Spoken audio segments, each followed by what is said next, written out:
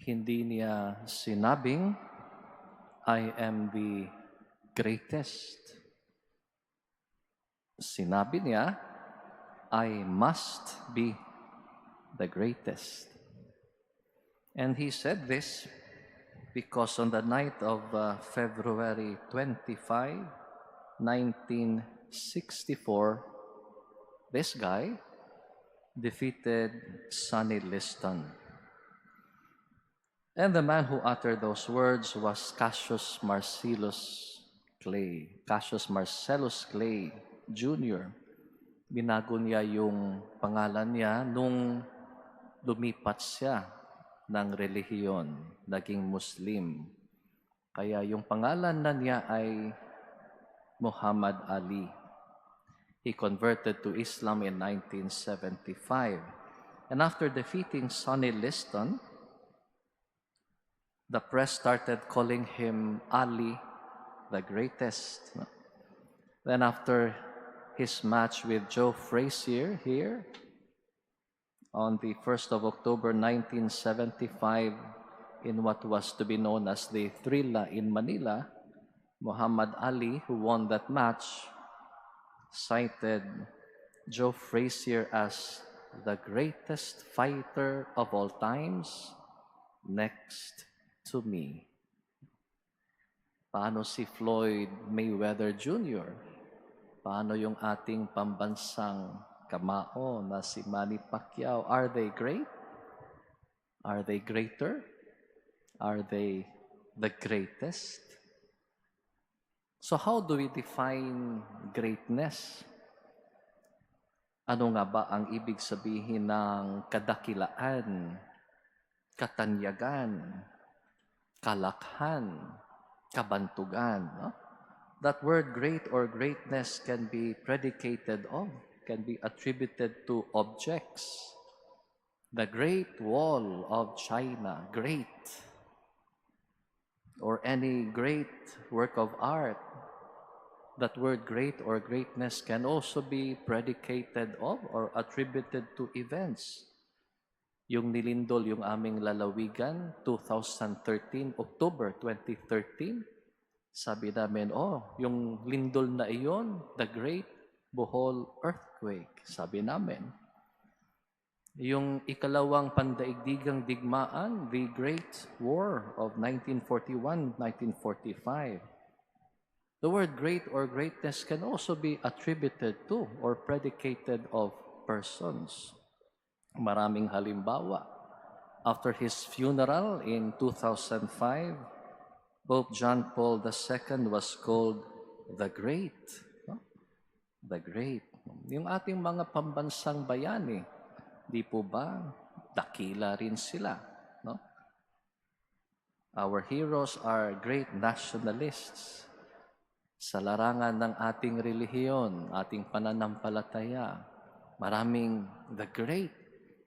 The Dominican Saint Albert the Great, or Pope Saint Leo I the Great, no? Or Pope Saint Gregory the Great, or the first apostle who was martyred, whose feast we celebrate today, Saint James the Great. No? Maraming the Great. Sa larangan ng paligsahan, sino nga ba ang the Great? May term na ginagamit, GOAT, G-O-A-T. Ibig sabihin, greatest of all time. Sa basketball, sino sa dalawa? Si LeBron James ba o si Michael Jordan? Sa tennis, sino nga ba? Si Djokovic ba? Si Federer ba? O si Nadal? So, as in sports, as also in politics and economics. No? So, great can be attributed to many things. To a nation. Philippines, the great. Sabihin natin. And then there was, or there would be, probably, MAGA, Make America Great Again. So, we hear of many things about greatness. Mas mismo si Jesus, sabi niya kay Juan Bautista, no one born of women is greater than John. And Mary herself would sing in her Magnificat, "My soul proclaims the greatness of the Lord." So greatness is an attribute. It is manifested by individuals who exercise certain qualities of character, and by their worthy achievements, they significantly impact society or the world. So one is great because he or she has more money than anyone else. One is great because she or he has greater influence than anyone else. Or he or she has higher intelligence than anyone else.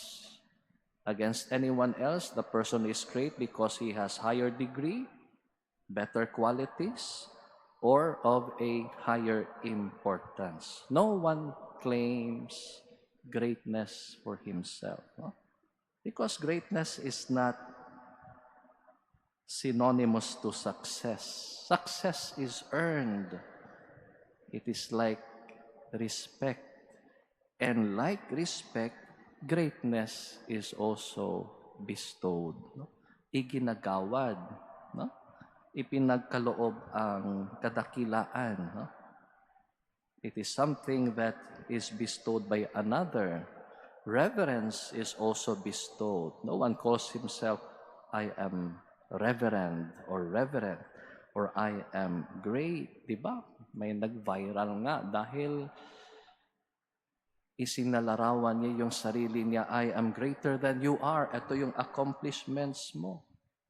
Eh, sino nga ba yung taong nakatayo ng 2 oras na parang pinahiya pa siya? Di ba? Success is earned, greatness is bestowed. And our Lord defines greatness differently.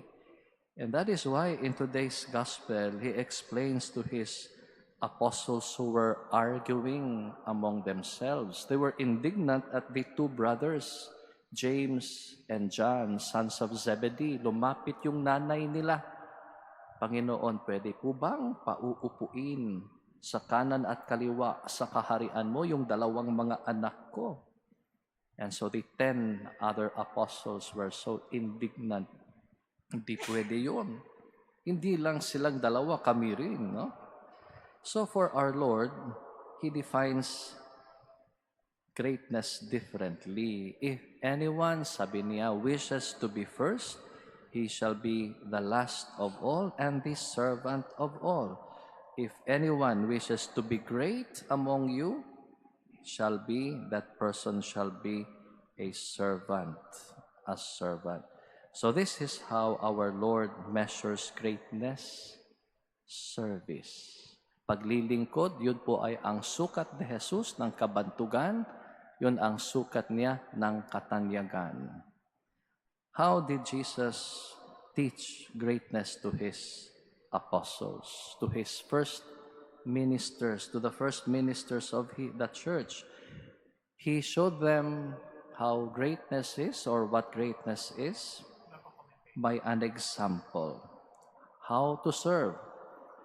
And on the night of His betrayal, our Lord knelt down. Lumuhod siya to wash His disciples' feet. And after He did so, our Lord told them, "If I then, Lord and Master, have washed your feet, you should wash each other's feet.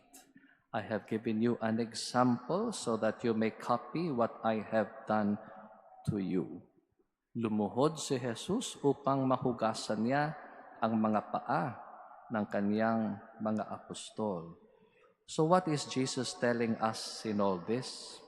Those who are in positions of power and authority do not expect to be seated to serve. Do not expect to be seated, because those who are in authority, those who are in possession of power, we expect you to kneel. Luhod kayo.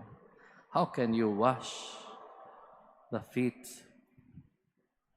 of others if you do not kneel?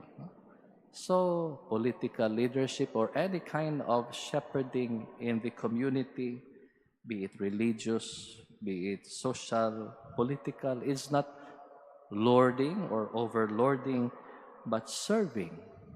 So, kneel, do not sit behind your table or desk if you want to serve. So, what were the apostles fighting over? They were fighting over chairs, upuan, salumpuit. Saan ako pupwesto? Saan ako uupo? Dapat malapit sa Panginoon. So Jesus said, in effect, if you want to serve, do not sit. You had better kneel.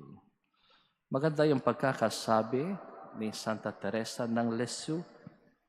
And so we common mortals should be heartened by what she said. Saint Teresa of Lisieux said, the value of life does not depend on the place we occupy. It depends on the way we occupy that place.